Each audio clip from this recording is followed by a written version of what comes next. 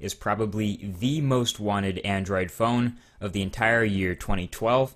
Samsung has delivered, so without any further ado, let's go ahead and take a look at the full review. So this is Samsung's flagship device worldwide, so it deserves flagship-worthy hardware, and it gets exactly that. On the inside of the United States version, we have a 1.5 GHz Snapdragon S4 dual-core processor and a huge 2 gigs of RAM. There's also a 4G radio inside, and it features expandable storage via microSD, all in a package that's just 8.6 millimeters thin.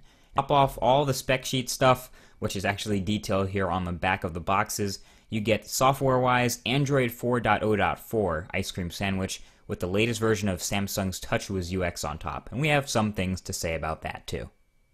The biggest new feature of them all, literally, is the new display. It's a 4.8-inch HD Super AMOLED display, so 1280 by 720, an absolutely gorgeous display for a phone. Is it Pentile? Yes, but can you tell?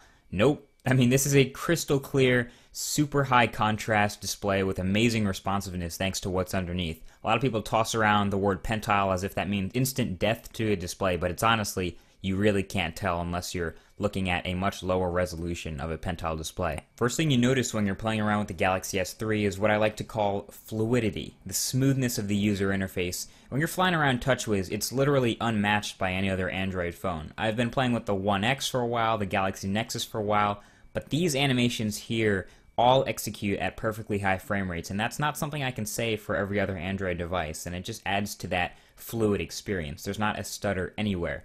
And this is the one reason why if I had to pick an Android skin over pure Android, it would be TouchWiz. I mean, it's the fastest, it's the lightest of them all. Couple that with the 2 gigs of RAM in the Galaxy S3, and you're looking at a pretty freaking fast device. TouchWiz is also one of the least obtrusive in-your-face Android skins that there are, so the user experience is pretty close to stock Android. There are a few minor changes like the settings menu and that notification battery percentage indicator. Another thing is they replaced the stock calendar widget and app with their own Samsung-themed one, which is very different looking.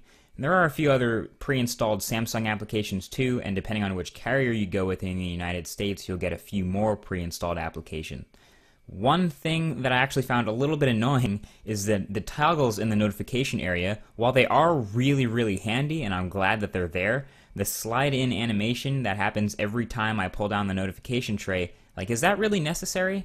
The Wi-Fi toggle is all the way on the left, and it slides in from the left, so that prevents me from being able to immediately toggle Wi-Fi, like, right when I pull it down. So it's just a little bit annoying, maybe just a minor complaint, I suppose, but something definitely worth mentioning. The toggles themselves are pretty much all really useful, and I'm really glad that they're part of TouchWiz. Definitely one of my favorite features. Now, that 3-button layout at the bottom, some people love it, some people really hate it, actually. Some people don't like the home button that's physical at all. Honestly, it really grew on me, though, actually. After about 5 days of using the phone, I kind of like it. The soft buttons disappear when they're not in use. You know, they perform legacy functions, but they aren't there when you don't need them, so that's pretty cool. And you can access the multitasking still by long pressing that home button.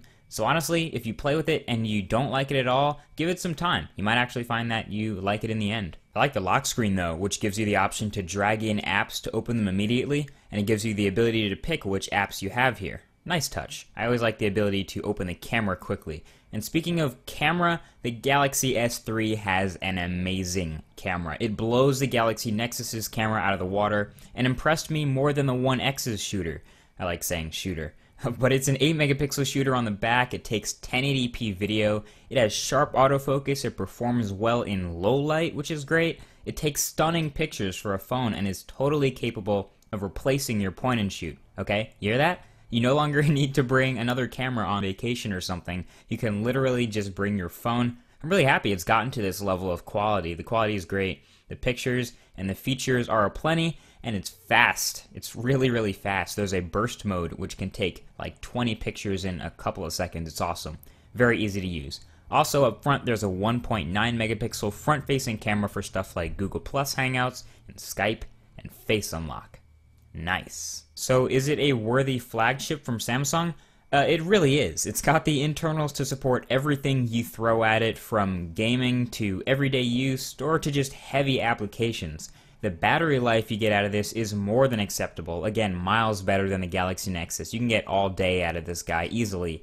And while the design may not be everyone's favorite, it feels fine in the hand. There's Gorilla Glass 2 on the front. The device itself is very thin, no need for a screen protector with that Gorilla Glass, and the removable back gives you access to the internals, the 2100 mAh battery, the SIM card, the SD card.